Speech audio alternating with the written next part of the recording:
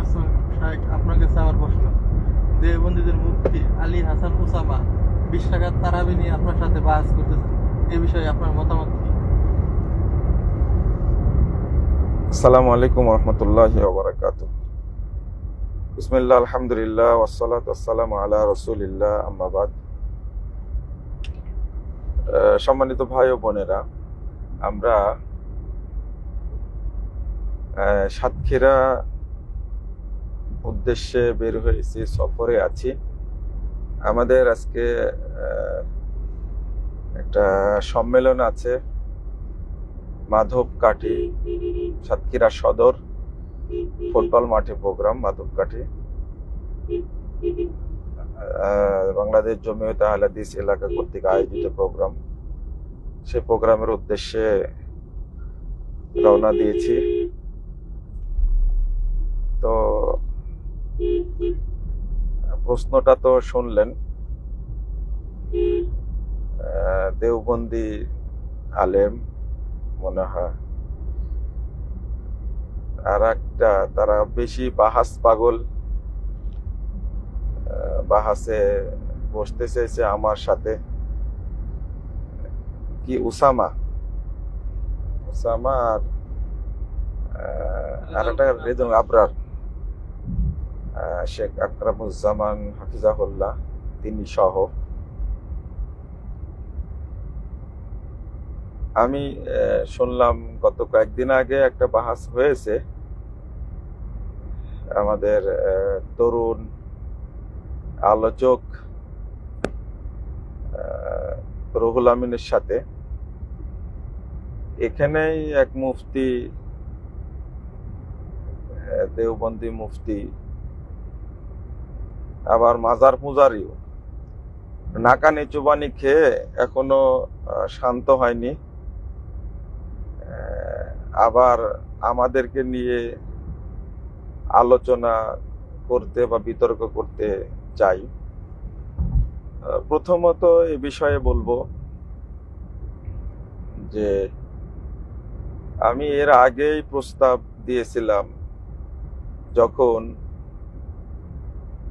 মুফতি শফি সাহেব বেঁচে ছিলেন, হাটহাজারী মাদ্রাসার পরিচালক, তিনিও দেওবন্দি। তখন বলেছিলাম যে শফি সাহেব থাকবেন, এদিকে মুফতি আব্দুল মালিক সাহেব থাকবেন। তার সাথেও আমার দেখা হয়েছে। তারপরে আর একটা পীর সাহেব আছেন, চরমোনায়ের পীর, উনি আহলে হাদিসদের খুব গালিগালাজ করেন। তবে আব্দুল মালিক সাহেব, তার সাথে আমার দেখা হয়েছে জেদ্দাতে।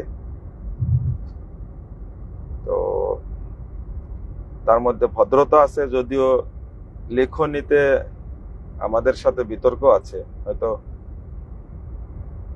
পাশাপাশি বসলে তাদের কাছ থেকে খারাপ কোনো কথা বা আচরণ আমরা পাবো না ইনশাল্লাহ, আশা করি হোসনুজ্জান।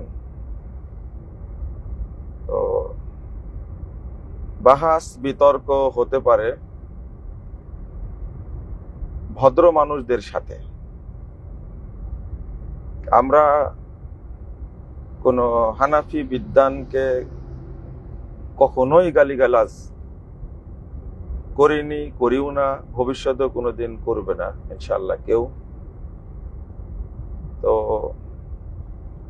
বরং হানাফি বিদ্বানদের নাম নেওয়ার সময় আমরা রহিমাহুল্লাহ বলি এবং ভদ্রতার সাথে নাম নেই। যদিও লেখনীতে তারা অনেক বিতর্ক উপস্থাপন করেছেন। সহিহ বুখারীর ভাষ্যকার আল্লামা বদরুদ্দিন আইনি হানাফি রহিমাহুল্লাহ, তিনি আছেন। তারপরে আল্লামা আনোয়ার শাহ কাশ্মীরি রহিমাহুল্লাহ, আমরা তাদেরকে আল্লামা বলি এবং সম্মান করি। তাদের বই পুস্তক আমরা পড়ি। এমনকি কিছুদিন আগে মারা গেলেন দারুল উলুম দেওবন্দের একজন আলেম, হানাফি বলে পরিচিত দেওবন্দি আলেম সাইদ আহমদ পালানপুরি, তিনি বুখারীর দার্স দিচ্ছিলেন। আমি তার দার্সে গিয়ে বসছিলাম। তার নাম শুনে বা তার লেখনী পড়ে কিছুক্ষণ দার্স শুনেছি। যখন একটা হাদিসের পর্যালোচনায় হাদিসের উপরে ইমাম আবু হানিফা রাহিমাহুল্লাহর মতামত প্রাধান্য দিল, তিনি যখন এই কাজটা করলেন তখন আমি দার্স থেকে উঠে গেলাম। তার ব্যাপারেও বলি রাহিমাহুল্লাহ, তো যারা ভদ্রতার সাথে কথাবার্তা বলে, ভদ্রতা আছে, তাদের সাথে বাহাসে আলোচনায় বসা যায়। তাই আমি বলবো এই ধরনের উলামায়ে কেরাম, হানাফি উলামায়ে কেরামদের সাথে বসতে আমাদের কোনো আপত্তি নেই, কিন্তু যারা আহলে হাদিস উলামায়ে কেরামকে গালি দেয়, যেমন রেজাউল করিম আবরার, আমি দু একটা কথা শুনেছি, তার মুখটা এত মানে অপরিষ্কার, অপরিষ্কার বলতে বোঝাচ্ছি তার ভাষাগুলো এত নোংরা, ভদ্রতা তো নাই, আর এত বালখিল্য, তার মুখ থেকে এত নোংরা কথা বের হয়। এই জন্য মাঝে মাঝে দোয়া করে আল্লাহ যেন তার মুখটা ভালো করে দেয় এবং আল্লাহ যেন তাকে হেদায়েত দান করে। আমি তার জন্য দোয়া করি। আর আমাকে জারজ সন্তান বলেছে, আমি নাকি হালাল জাদা না, আস্তাগফিরুল্লাহ। তো এই সমস্ত কথাবার্তা যারা বলে, যাদের অশ্রাব্য ভাষা, তার ভাষাগুলো যদি শিয়াল, কুকুর, বানর এগুলো শুনে, মানে ওদের যদি মানে অনুভূতি দেওয়া হয়, তাহলে রেজাউল করিম আবরারের কথাবার্তা শুনে আমার মনে হয় এরাও বেহুশ হয়ে যেত। মানে এরাও এই এই এই চতুষ্পদ জন্তু মনে হয় ফিট হয়ে যেত। আল্লাহ হেদায়েত দান করুক তাদেরকে। আমাদের সাথে বাহাসে কেমনে বসতে চাই, এটা শরমেরও ব্যাপার আছে, লজ্জারও ব্যাপার আছে, হায়ারও ব্যাপার আছে, এটা বুঝি না। আর একটা বিষয় হলো তাদের সাথে কিভাবে বাহাসে বসবে। যারা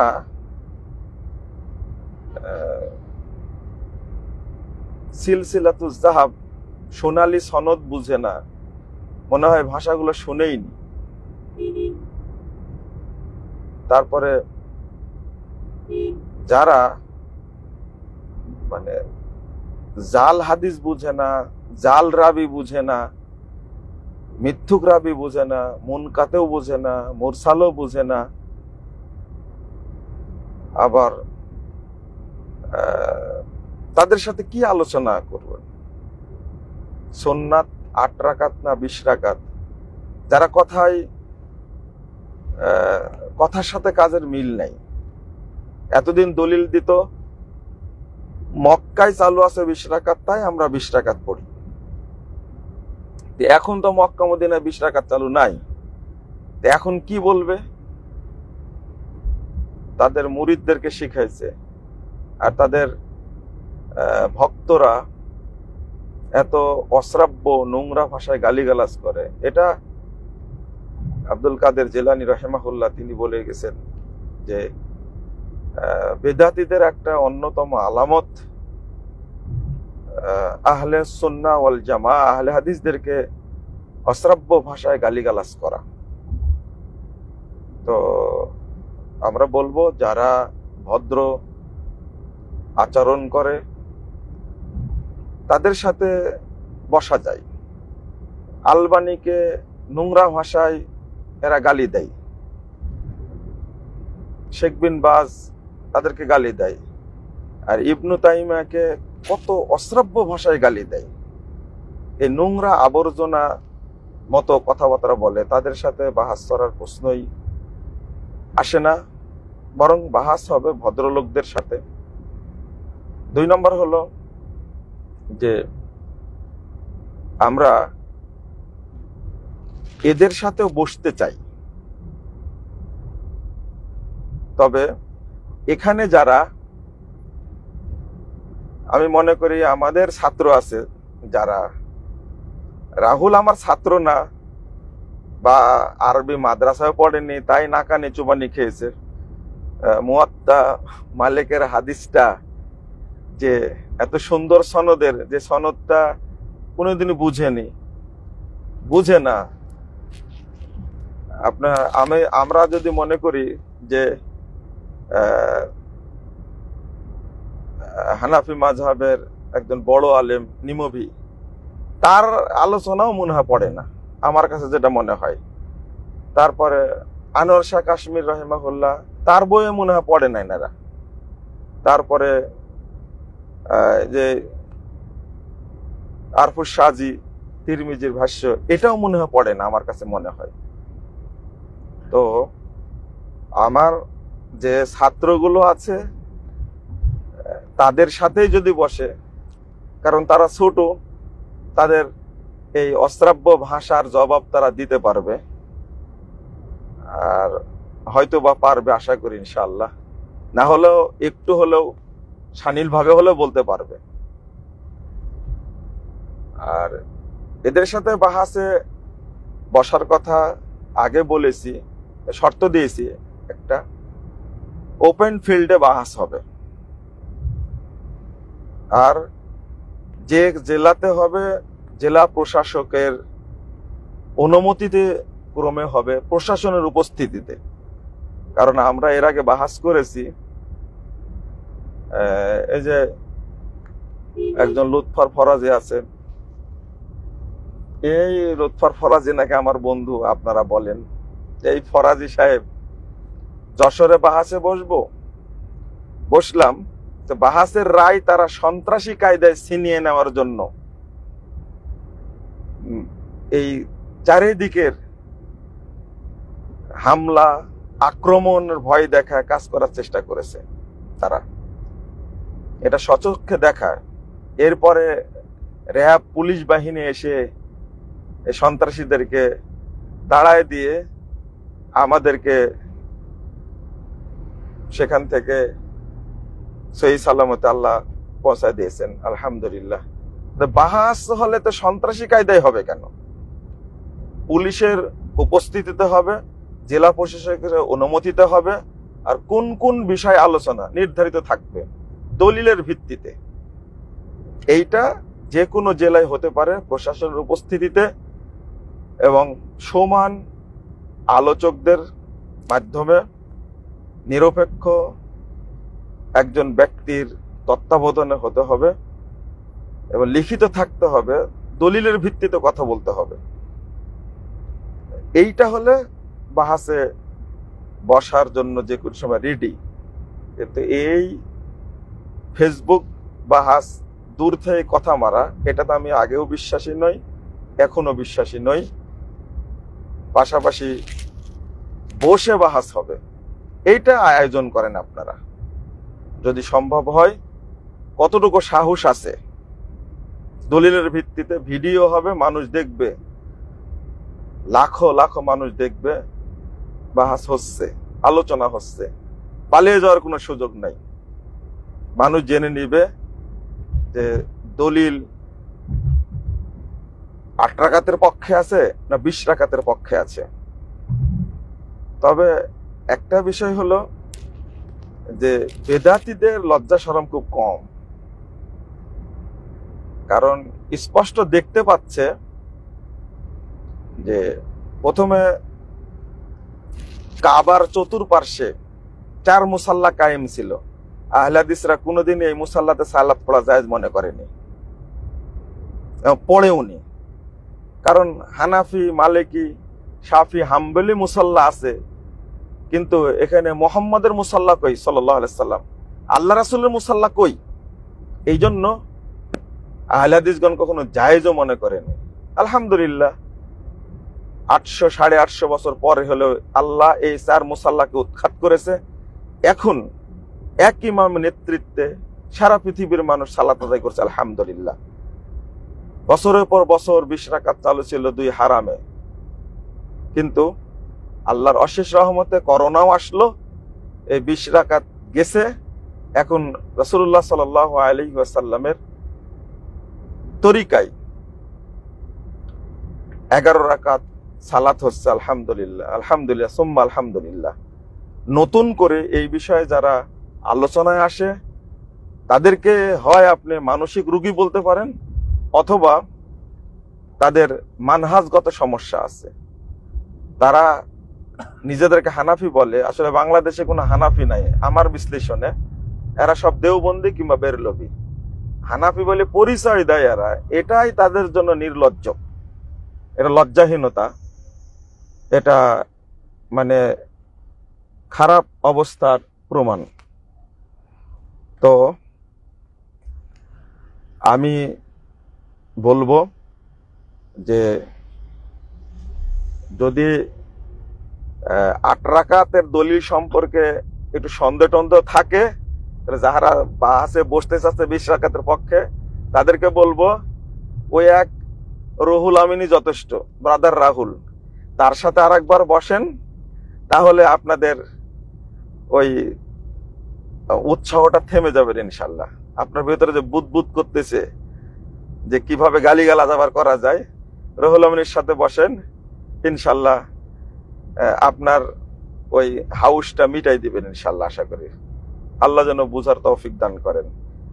আর যদি বাহাস হতেই চাই, তাহলে আমি প্রথম শর্ত দিয়েছি, এখনো ওই চরমোনায় পীরের সাথে একটু বসতে হবে। আর একটা আছেন, এখন মুফতি আব্দুল মালিক সাহেব আছেন, তাকে ডাকেন। আরো এরকম মুরব্বী যারা আছেন তাদেরকে নিয়ে বসেন, আমরা বসবো ইনশাল্লাহ। আল্লাহ চাহেতে আল্লাহ যেন কবুল করে, আল্লাহ যেন মানুষকে হকটা বোঝার তৌফিক দান করেন। আর যারা বিভ্রান্ত মানে এই বাতিল পথে আছে, আল্লাহ যেন তাদেরকে হক বোঝার তৌফিক দান করেন, এবং আল্লাহ যেন তাদেরকে সিরাতে মুস্তাকিমে পরিচালিত করেন। আমিন ইয়া রাব্বাল আলামিন। আপনার কাছে আমার দ্বিতীয় প্রশ্ন, বর্তমান তরুণ সমাজ ব্যক্তি পূজা ও শায়েখ পূজা দিয়ে দাবিতে হচ্ছে, এদের বিষয়ে কিছু বলেন, এদেরকে একটু নসিহত করেন। ব্যক্তি পূজা এবং কি বলবো শায়েখ পূজা, এটা আমাদের যারা একজন ব্যক্তির কথাকেই, সব কথাকেই ওয়াজিব মনে করে, অনুসরণ করা ফরজ মনে করেন, মুহাম্মদ সাল্লাল্লাহু আলাইহি সাল্লাম ছাড়া অন্য দ্বিতীয় কোনো ব্যক্তি সম্পর্কে যদি কেউ এই ধরনের ধারণা রাখে, সে একটা জাহেল, সে একটা মুকাল্লিদ। আর মুকাল্লিদ আর পশুর মধ্যে কোনো তফাৎ নাই। একজন বিখ্যাত তাবেঈ উবাইদুল্লাহ ইবনে মুতাজ রাহিমাহুল্লাহ, তিনি বলছেন যে এই অন্ধ অনুসরণকারী মুকাল্লিদ আর পশুর মধ্যে কোনো পার্থক্য নাই। মানে চতুষ্পদ জন্তুকে যেদিকে আপনি টেনে নিয়ে যাবেন ওইদিকে যেমন যায়, ঠিক একজন মুকাল্লিদ জাহেল, এই মূর্খ, ওই রকমই। তিনি বলছেন দুইজনের মধ্যে কোনো তফাৎ নাই। এইটা আলোচনা করেছেন ইমাম ইবনে আব্দুল বার রাহিমাহুল্লাহ জামিউ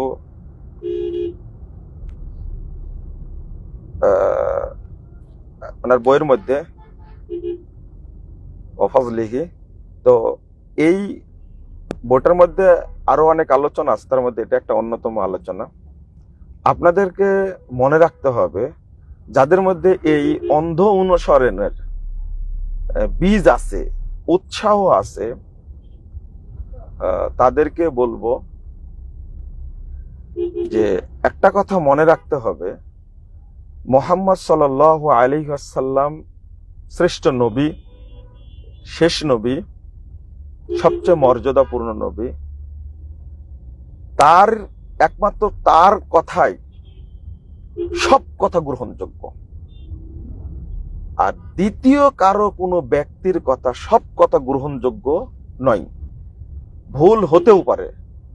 প্রথমে আমার দ্বারা আমি বলছি যে আমি মুজাফফর, আমার সব কথাই কেউ যদি গ্রহণ করে তাহলে আমি বলবো সে একজন জাহিল। কারণ আমার ভুল হতে পারে, আমি তো মানুষ, আমি নবীও না ফেরেশতাও না, আমার তো ভুল হতে পারে।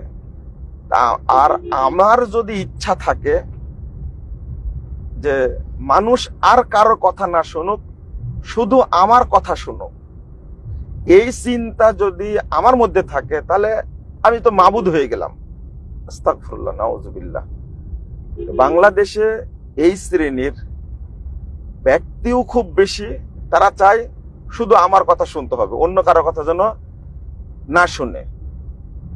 এই ব্যক্তি আলেম না, এটা একটা জাহেল, ও নিজেকে মাবুদ মনে করে। অনুরূপভাবে যারা আমাদের কথা শুনে এবং আমাদেরকে ভালোবাসেন তাদেরকে বলবো, আপনারা কোনো ব্যক্তির সব কথা মানতে হবে, সবটাই তিনি সঠিক বলবেন, এই ভাবনাটা আপনার মনের মধ্যে রাখা যাবে না। কারণ হলো একজন মুজতাহিদ ব্যক্তি সম্পর্কে আল্লাহ রাসূল সাল্লাল্লাহু আলাইহি ওয়াসাল্লাম বলেছেন, ইন্নাল্লাহা আযজা ওয়া জাল ইয়াবআসু লিহাদিহিল উম্মাহ, অর্থাৎ আল্লাহ রাব্বুল আলামিন এই উম্মতের জন্য প্রতি 100 বছরের মাথায় একজন মুজাদ্দিদকে প্রেরণ করেন। আল্লাহ পাঠান। আল্লাহ রাসূল তার সম্পর্কে বলছেন, ওই ব্যক্তি ইদা হাকামাল হাকিম ফাস্তাহাদা ফাইদ আসাবা ফালাহু আজরান ওয়া ইদা আখতা ফালাহু আজরুন ওয়াহিদ। তো যিনি মুস্তাহিদ হিসাবে পৃথিবীতে যাকে পাঠানো হয়, যিনি আল্লাহ যাকে পাঠান, তারও ভুল হতে পারে। তা আমার ভুল হবে না, অমুক আলেমের ভুল হবে না, অমুক আলেমের ভুল হবে না। আল্লাহ তো তাকে পাঠাননি মুজাদ্দিদ হিসাবে। তো আল্লাহ যাকে মুজাদ্দিদ হিসাবে পাঠিয়েছেন তিনি ভুল করতে পারেন, এটা আল্লাহ রাসূল বলে গেছেন। তা আমার ভুল হবে না কেন? লা হাওলা ওয়ালা কুওয়াতা ইল্লা বিল্লাহ। এখানে ইমাম ইবনে তাইমিয়া রাহিমাহুল্লাহর একটা কথা আপনাদের একটু শোনাই দিই। তিনি কথাটা এত শক্ত করে বলছেন, যদি কেউ মনে করে যে একজনের কথাই মানতে হবে, অন্য কোনো কথা মানা যাবে না, তাহলে সে যে পথভ্রষ্ট, তিনি এটা উল্লেখ করেছেন। একটু আপনাকে ওই লাইনটা একটু পড়ে শোনাই দিই, এটা আপনার শুনলে একটু আপনার জন্য সুবিধা হবে। তিনি আগে উদাহরণ দিয়েছেন, কামাইয়াতা আসসাবুল মালিকিন আবি শাফি আও আহমদ আও আবি হানিফা। উদাহরণ দেওয়ার পরে বলছেন যে ওয়াইরা আন্না কওলা হাযাল মুআয়্যান হুয়া সওয়াব আল্লাযী ইয়ানবাগী ইত্তিবাউহু দুনা কওলিল ইমাম আল্লাযী খালাফাহু। একজনের কথাই সঠিক হবে এইরকম ধারণা যদি কেউ করে, ফামান ফাআলা হাযা কানা জাহিলান দাল্লান। যদি কেউ এই চিন্তা করে একজনের কথাই গ্রহণ করা যাবে আর বাকিদের করা যাবে না, তাহলে সে জাহেল, সে পথভ্রষ্ট। বাল কদ ইয়াকুনু কাফিরা,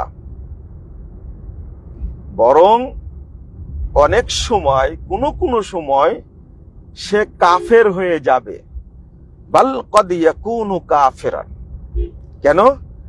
ফাইন্নাহু মাতা আতাকাদা আন্নাহু ইয়াজিবু আলান নাস ইত্তিবাউ ওয়াহিদিন বিআইনিহি মিন হাউলাইল আইম্মা দুনাল ইমামিল আখির। যে ব্যক্তি বিশ্বাস করে মানুষের উপরে একজন ইমামের অনুসরণ করাটা ওয়াজিব, দুনাল ইমামিল আখার, অন্য ইমাম বাদ দিয়ে শুধু একজন ইমামের কথা গ্রহণ করা ওয়াজিব। ফাইন্নাহু ইয়াজিবু আন ইউস্তাতাব, তার উপরে ওয়াজিব হবে তাকে তওবা করানো। ফাইন তাবা, যদি সে তওবা করে, ওয়া ইল্লা কুতিল, তাহলে কি করতে হবে? তাহলে হত্যা করা হবে তাকে। চিন্তা করতে পেরেছেন? একজন ব্যক্তির তাকলিদ করতে হবে, একজন ব্যক্তির সব কথাই ঠিক, এই ধরনের ধারণা কারোর মধ্যে থাকলে সে প্রথমত জাহেল, দ্বিতীয়ত সে পথভ্রষ্ট, তৃতীয়ত যদি সে এটাকে আবশ্যক করে নেয় তাহলে সে কি কাফের হয়ে যাবে। তাকে তওবা করতে হবে, না হলে তাকে হত্যা করতে হবে। এটা ইমাম ইবনে তাইমিয়ার কথা। বাল গায়াতু মা ইউকাল ইন্নাহু ইয়াসুগু আও ইয়ামবাগি আও ইয়াজিবু আলাল আম্মে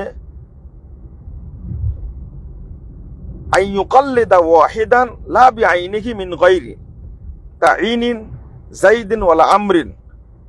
ওয়া আম্মা আন ইয়াকুলা কাইলুন ইন্নাহু ইয়াজিবু আলাল আম্মা তাকলিদু ফুলান আও ফুলানিন ফাহাদা লা ইয়াকুলুহু মুসলিমুন। কথাটা খুব কঠিন এবং জটিল কথা। কেউ যদি মনে করে যে একজনকেই অনুসরণ করতে হবে, অমুক ব্যক্তি, ফাহাদা লা ইয়াকুলুহু মুসলিম,